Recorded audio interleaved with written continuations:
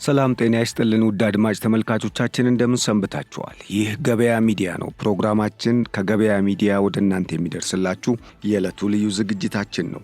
በዛሬው የገበያ ሚዲያ የዕለቱ ዝግጅታችን የእስራኤልና የኢራን ጦርነት በዓለም አቀፉ የንግድ ስርዓት ላይ የፈጠረውን አጠቃላይ ቀውስና ያሳደረውን ተጽዕኖ በሚመለከት የምንቃኝ ይሆናል። አብራችሁ እንድትቆዩ በመጋበዝ ወደ መረጃው እናልፋለን።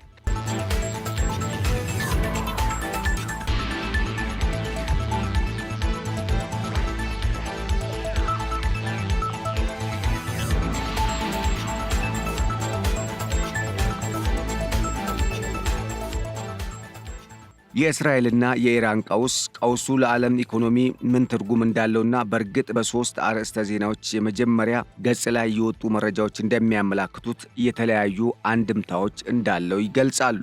በዚህም የመጀመሪያው ሁኔታ ወደ ዲፕሎማሲያዊ ጦርነት አሊያም ድርድር ሊያመራ እንደሚገባም ነው መረጃው የሚያመላክተው። ምናልባትም ሰፋ ያለ ክልላዊ ደህንነት ወይም ቀጠናዊ ቀውስ ያተኮሩ ሌሎች የተለያዩ ችግሮች ሊያመጣ እንደሚችልና ውዝግቦችም ሊከተሉ እንደሚችሉ መረጃው ይጠቁማል። ታዲያ ይህን ጉዳይ በቀላሉ ለመፍታት አገራት ወደ ዲፕሎማሲ ማማተር እንዳለባቸው መረጃው ይጠቁማል። የሁለቱ ሀገር ጦርነት ለዓለም ምን ማለት ነው? የነዳጅ ዋጋ ወደ ቅድመ ቀውስ ደረጃዎች በፍጥነት መመለስ እየታየ ነው። ይህ ደግሞ ማንኛውም የመጀመሪያ የዋጋ ጭማሪ ለአጭር ጊዜ የሚቆይ ይሆናል ቢባልም ነገር ግን የነዳጅ ዋጋ በዓለም አቀፍ ደረጃ በ11 በመቶ ስለመጨመሩ ነው የተገለጸው። የዋጋ ግሽበትን በሚመለከትም አነስተኛ ዘላቂ ተጽዕኖ ይኖራል ቢባልም የተረጋጋ የኤነርጂ ወጪዎች በዓለም ዙሪያ ያሉ ማዕከላዊ ባንኮች ተጨማሪ የዋጋ ግሽበት ሳያስከትሉ በታቀዱ የገንዘብ ፖሊሲዎች እንዲቀጥሉ ያስችላቸዋል ተብሎ የሚታመነውን ሐሳብ ፉርሽ እንዳደረገውም ተገልጿል። የአቅርቦት ሰንሰለቶችንም በሚመለከት ማንኛውም መስተጓጎል ልክ እንደ ጊዜያዊ በረራ በቅርብ ክልል ውስጥ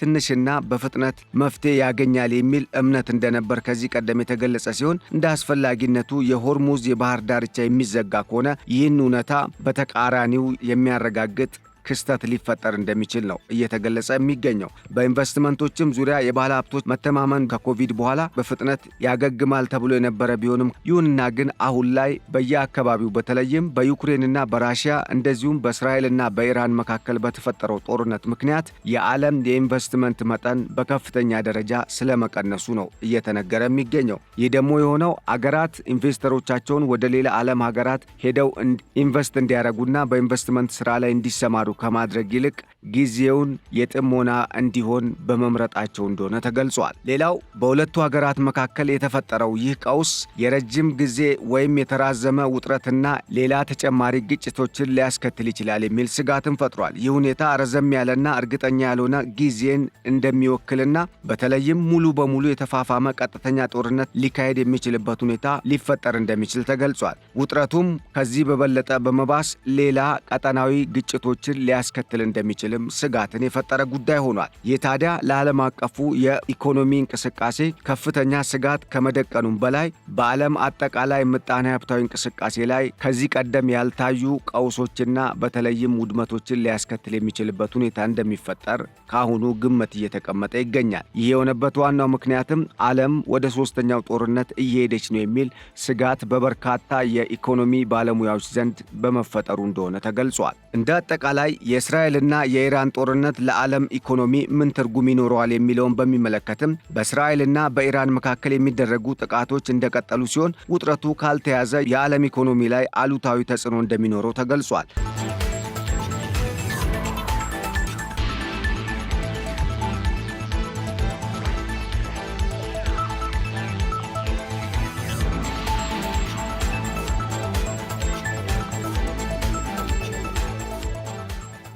የእስራኤልና የኢራን ጉዳይ ሰሞኑን እስከዛሬ ድረስ ለሰባተኛ ቀን መቀጠሉ ግጭቱ በዓለም አቀፍ ዘይትና የጋዝ ምርቶች ላይ እንደዚሁም የጋዝ አምራች ሀገሮች ላይ የሚያሳድረው ተጽዕኖ ቀላል እንደማይባል ነው እየተገለጸ የሚገኘው። መጀመሪያ ላይ የእስራኤል ድንገተኛ ጥቃት አርብ ዕለት ኢራን ላይ ከተፈጠረ በኋላ የነዳጅ ገበያ በተለይም በጋዝና በነዳጅ ምርት ላይ ከፍተኛ ለውጦች ስለመታየታቸው ነው እየተገለጸ የሚገኘው። እስራኤል በርካታ የኢራን ከፍተኛ የጦር አዛዦችንና የኒውክሌር ሳይንቲስቶችን ከገደለችና ካለችና አንዳንድ የኒውክሌር ጣቢያዎቿን ጎድቻለሁ ካለች ከአንድ ቀን በኋላ ቅዳሜ የኢራን መንግስትም ባጸፋው በወሰደው የሚሳኤል ጥቃት ከፍተኛ ጉዳት ማድረሱ የተገለጸ ሲሆን ይህ ሁኔታ በሁለቱ ሀገራት መካከል ያለውን ጸብና ቁርሾ የበለጠ እንዳጠናከረውና ጦርነቱም ልዕለ ኃያላን ሀገራትን እንዲጋብዝ ምክንያት እየሆነ ስለመሆኑ ተገልጿል። እስካሁን እስራኤል ባደረሰችው ጥቃት ከ220 በላይ ሰዎች መገደላቸው የተገለጸ ሲሆን ቢያንስ 70 ሴቶችና ህፃናትን ጨምሮ የኢራን ባለስልጣን ስለመገደላቸው መረጃዎች ጠቁመዋል። ኢራን የባለስቲክ ሚሳኤልና ሰው አልባ አውሮፕላኖችን በመምታት ምላሽ የሰጠች ሲሆን በጥቂቱ 100 የሚሆኑ የእስራኤል መከላከያ ቀጠናዎች ዘልቀው በመግባት ቢያንስ 24 ሰዎች እንዲሞቱ ምክንያት የሆነ ጥቃት ስለመፈጸሟም ተገልጿል። የዩናይትድ ስቴትስ ፕሬዝዳንት ዶናልድ ትራምፕ በበኩላቸው ቴሄራንን በማስጠንቀቅ ጉዳዩ ቀድሞውንም የታቀዱ ጥቃቶች ከዚህም በላይ አሳማሚ እንደሚሆኑና ኢራን ምንም ነገር ከመቅረቱ በፊት በኒውክሌር ፕሮግራሟ ላይ ስምምነት ማድረግ እንደሚገባት ጠቁመው እንደነበር የሚታወስ ነው። በመካከለኛው ምስራቅ በሁለቱ በጣም ኃያል ወታደራዊ አቅም ባላቸው በእነኚህ ሁለት ሀገራት መካከል እየተካሄደ ያለው ጦርነት ከሁለቱ ሀገራት አልፎ ቀጠናውን ወደ ለየለት የጦር አውድማ ሊቀይረው እንደሚችል ከፍተኛ ስጋትን ፈጥሮ ይገኛል። ይህ ደግሞ በዓለም አቀፉ የፋይናንስና የነዳጅ ግብይት ስርዓት ላይ ከፍተኛ ቀውስን ሊፈጥር እንደሚችል በአብዛኞቹ የኢኮኖሚ ባለሙያዎች አስተያየት እየተሰጠበት የሚገኝ ጉዳይ ነው። ተንታኞች እንደሚሉትም የነዳጅ ዋጋን የተመለከቱና ባለሀብቶች እንደ ወርቅ እና ሌሎች ማዕድኖችን የመሳሰሉ ውድ ሀብቶችን እየሸሸጉና ወደ ካዝናቸው እያስገቡ እንደሆነ የተገለጸ ሲሆን ነዳጅም ቢሆን በአግባቡ ለዓለም ገበያ እየቀረበ እንዳልሆነ ነው መረጃዎች የሚጠቁሙት። በዓለም አቀፍ መለኪያው ብሬት ክሩድ መሰረት ነዳጅ በአሁኑ ወቅት በበርሜል ወደ $74.60 መድረሱ የተገለጸ ሲሆን ይህም ከሐሙስ ጀምሮ እስራኤል ድንገተኛ ጥቃቷን ከማድረጓ ከአንድ ቀን በፊት ከነበረው ወደ 7 በመቶ ገደማ ጭማሪ ስለማሳየቱ ነው የተገለጸው። አብዛኛው የዓለም ዘይትና እንደ የተፈጥሮ ጋዝ ያሉ ሌሎች ቁልፍ ምርቶች በመካከለኛው ምስራቅ ውስጥ በተጨናነቀ የባህር መስመሮች ውስጥ እያለፉ መሆናቸው የተገለጸ ሲሆን በቅርቡ የሆርሙዝ ባህር ሰርጥ ይዘጋል ተብሎ መነገሩ ከፍተኛ ስጋትን እንደፈጠረና በነዳጅም ሆነ በሌሎች የተፈጥሮ ጋዝን የመሰሉ ማዕድናት ላይ ከፍተኛ የሆነ የዋጋ ጭማሪ እንዲደረግ ምክንያት ስለመሆኑ ነው የተገለጸው። ኢራንን ከባህረ ሰላጤው ሀገራት የሚለየው ጠባቡ የውሃ መስመር የአረብ ባህርን ከህንድ ውቅያኖስ ጋር የሚያገናኝ ሲሆን በየቀኑ ወደ 21 ሚሊዮን በርሜሎች የሚሆን መጠን ያለው የተፈጥሮ ነዳጅ በማጓጓዝ ለዓለም 1/3 የሚሆነውን የባህር ላይ ንግድ የሚወክል እንደሆነ ተገልጿል። ይሁንና ግን አሁን በተቀሰቀሰው ጦርነት ምክንያት ይህን የሚያህል በርሜል ነዳጅና የተፈጥሮ ጋዝ ይቅርና ምናልባትም ሙሉ በሙሉ ሊቋረጥበት የሚችልበት ሁኔታ ሊፈጠር እንደሚችል ከፍተኛ ስጋትን ስለመፍጠሩ ነው የተነገረው።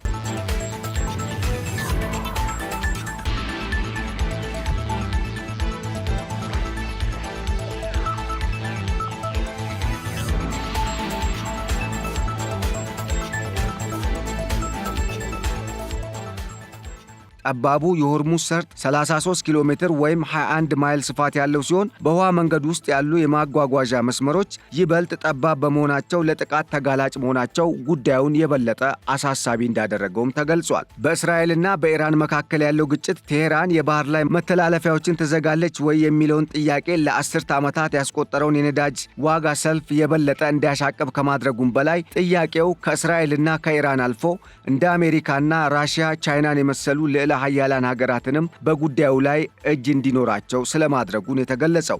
ቁልፍ ወግ አጥባቂ ሕግ አውጪ ኢስማኤል ኮስሪንን ጠቅሶ የኢራን ዜና ወኪል IRINN እንደዘገበው በቴሄራንና በእስራኤል መካከል ያለው ግጭት እየተባባሰ በመምጣቱ ውጥረቱ ለሆርሙዝ መዘጋት ምክንያት ሊሆን እንደሚችል መጠቆማቸው ተገልጿል። እንደ ጎልድማን ሳች ገለጻም በሆርሙዝ የባህር ዳርቻ ላይ እገዳዎችን የሚያካትቱ በጣም የከፋ ሁኔታዎች ሊፈጠሩ እንደሚችሉ በማመላከት ይህም በነዳጅ ዋጋ ላይ በበርሜል $100 በላይ ጭማሪ እንዲደረግ ምክንያት እንደሆነ ጠቅሷል። ያም ሆኖ ከ1980 እስከ 1998 ባለው የኢራን-ኢራቅ ጦርነት ሁለቱም ሀገራት በባህረ ሰላጤው ላይ የንግድ መርከቦችን ባነጣጠሩበት ወቅት ሆርሙዝ ሙሉ በሙሉ ተዘግቶ እንደማያውቅ ተገልጿል። ታዲያ ይህ ሁኔታ ለምን የዚህን ያህል አስጊ ሆነ ለሚለውም ጥያቄ ከዚህ በላይ የሆርሙዝ ባህርን ለመዝጋት የሚደረጉ ሙከራዎች የቴሄራንን የራሷን ምርቶች በተለይም ወደ ቻይና የምትልካቸውን ምርቶች በማስተጓጎል ጠቃሚ ገቢዋን እንድታጣ ስለሚያደርጋት ቴሄራን ጦርነቱን ብታካሄድም አሁን ባለው ተጨባጭ ሁኔታ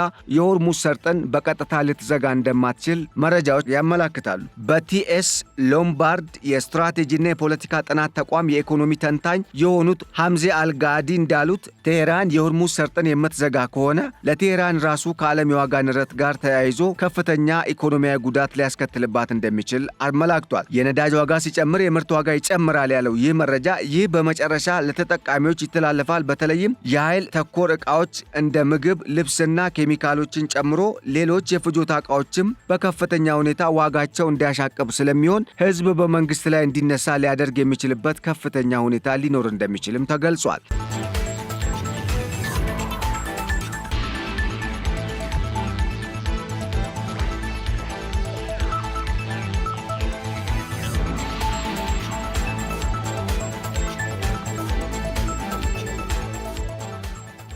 ግጭቱ ከቀጠለ በዓለም ነዳጅ አስመጪ ሀገራት ከፍ ያለ የነዳጅ ዋጋ ጭማሪ እንዲያደርጉ እንደሚያስችላቸውና ይህ ደግሞ በተዘዋዋሪ የዓለም ኢኮኖሚ እድገትን ሊቀንሰው እንደሚችል ተገልጿል። ተንታኞች እንደሚሉት ማዕከላዊ ባንኮች የዋጋ መጨመርን ለመቆጣጠር በሚሞክሩበት ጊዜ የፖሊሲ ተለዋዋጭነት እንደሚቀንስና ይህም የዓለም ኢኮኖሚ ወደፊት ያድጋል ተብሎ ከተገመተው ግምት በጣም ዝቅ ባለ ደረጃ እንዲሄድ እንደሚያደርገው ተገልጿል። የአልጀዚራው ተንታኝ አልጋድ እንደተናገረውም የጂ7 ማዕከላዊ ባንኮች በአሁኑ ጊዜ የወለድ ተመን የመቁረጥ ዑደት ላይ ናቸው ያለ ሲሆን ይህ ሁኔታ እንዲፈጠር ያደረገውም በጦርነቱ ምክንያት የተፈጠረው የዓለም አቀፍ የንግድ ስርዓት መዛባት ስለመሆኑም ገልጿል። የእንግሊዝ ባንክ በቅርቡ የዩናይትድ ኪንግደም ቤዝ የወለድ ምጣኔን ወደ 4.25 በመቶ ዝቅ ያደረገ ሲሆን አሁን ላይ በተለያዩ የዓለም ሀገራት ያሉ ገበያዎች ቢነቃቁም ከፍተኛ የሆነ የሸቀጦች አቅርቦት እጥረት እንደተከሰተም እየተገለጸ ነው። የዎል ስትሪት መረጃ እንደሚያመለክተው አርብ የኤስ&ፒ 500 እና ናስዳቅ ኮምፖዚት ኢንዴክሶች በቀደም ተከተል 1.1 እና 1.3 በመቶ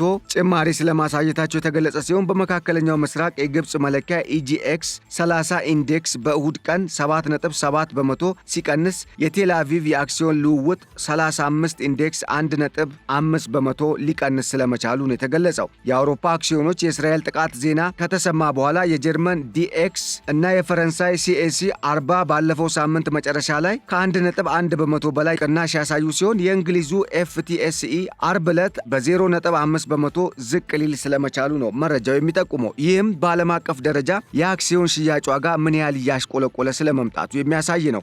አሁንም አንዳንድ የዩናይትድ ኪንግደም ወይም የእንግሊዝ ኩባንያዎች በከፍተኛ ሁኔታ የሚቀንስበት ወይም ኢኮኖሚ የሚያሽቆለቁልበት ሁኔታ ሊፈጠር እንደሚችል በኢኮኖሚስቶቻቸው አማካኝነት ትንበያ እየሰጡ እንደሆነ ተገልጿል። የወርቅ ዋጋም አርብ ዕለት 1 በመቶ ያህል ከፍ ያለ ሲሆን በ$3426 ሲገበያይ የነበረው ይህ በሚያዝያ ወር የነበረው ዋጋ ከሰኞ ዕለት ጀምሮ ከፍተኛ የሆነ የዋጋ ጭማሪ ስለማሳየቱ ነው የተነገረው። የአየር ክልል መዘጋት በአቪዬሽን ዘርፍ ላይ ያሳደረውን ተጽዕኖ በሚመለከትም በመካከለኛው ምስራቅ በርካታ አየር መንገዶች በረራዎችን ያገዱ ሲሆን አንዳንድ ሀገራት የአየር ክልላቸውንም ጭምር ስለመዝጋታቸው ነው የተገለጸው። አንዳንድ የታገዱና የተዘዋወሩ በረራዎችና የአየር መንገዶችን በዝርዝር ስንመለከት ደግሞ የመካከለኛው ምስራቅ ትልቁ አየር መንገድ ኤሚሬትስ እስከ ሰኔ 30 ድረስ ወደ ሊባኖስ፣ ወደ ኢራቅ፣ ዮርዳኖስ፣ ሊባኖስና ኢራን የሚደረጉትን በረራ ማቆሙን መናገሩ ተገልጿል። ኢትሃድ ኤርዌይስ እስከ እሁድ ድረስ በአቡዳቢና በቴል አቪቭ መካከል የነበረውን ሁሉንም በረራዎች መሰረዙ የተገለጸ ሲሆን አየር መንገዱ ሌሎች በርካታ አገልግሎቶችን በማዘዋወር ላይ ሲሆን ደንበኞቻቸው የበረራ ሁኔታዎችን በሚመለከት አዳዲስ መረጃዎችን እንዲጠብቁም መክሯል። የኳታር አየር መንገድ ወደ ኢራን፣ ኢራቅና ሶሪያ የሚያደርገውን በረራ ለጊዜው መሰረዙ ተሳፋሪዎችም ከመጓጓዛቸው በፊት የበረራ ሁኔታቸውን እንዲፈትሹ የተነገረ ሲሆን በውጥረቱ ምክንያት የበረራ ክፍያም በከፍተኛ ሁኔታ ሊጨምር ስለመቻሉ ነው የተገለጸው።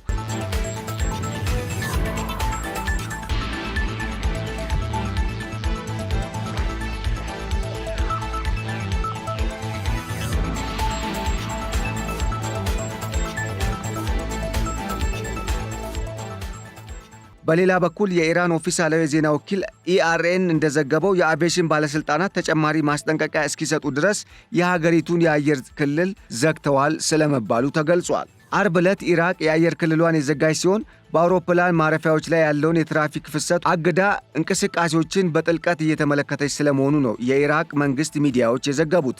ምስራቃዊ ኢራቅ በዓለም በጣም ከሚበዛ የአየር መተላለፊያ ኮሪደሮች አንዷ ስትሆን በደርዘን የሚቆጠሩ በረራዎች በአንድ ጊዜ ወደዚያ እንደሚያቋርጡና በአውሮፓና በባህረ ሰላጤው አገራት መካከል የሚበሩ አውሮፕላኖችም ብዙዎች ከእስያ ወደ አውሮፓ በሚደረጉ መንገዶችም በዚሁ መተላለፊያ እንደሚያልፉ ተገልጿል።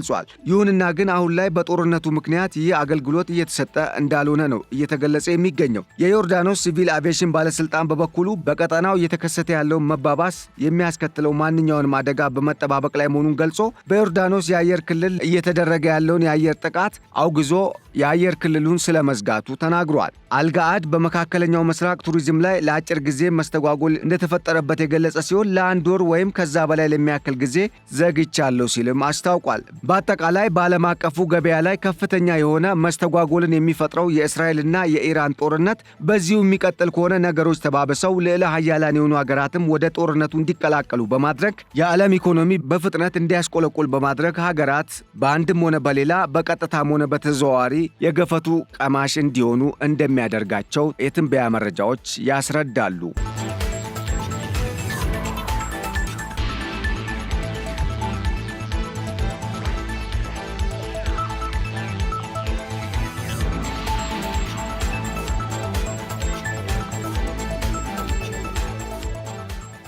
ውድ አድማጭ ተመልካቾቻችን ለዕለቱ ያዘጋጀንላችሁ በኢራንና በእስራኤል መካከል የተፈጠረው ጦርነት ዓለም አቀፍ ጦርነት ለመሆን እየተቃረበ ነው ስለሚለውና በተለይ በዓለም የኢኮኖሚ ስርዓት ላይ የፈጠረውን ጫና በሚመለከት የቃኘነው ፕሮግራም ይህንን ይመስል ነበር። ስለተከታተላችሁን በማመስገን ቸር ተመኘን። ሰላም።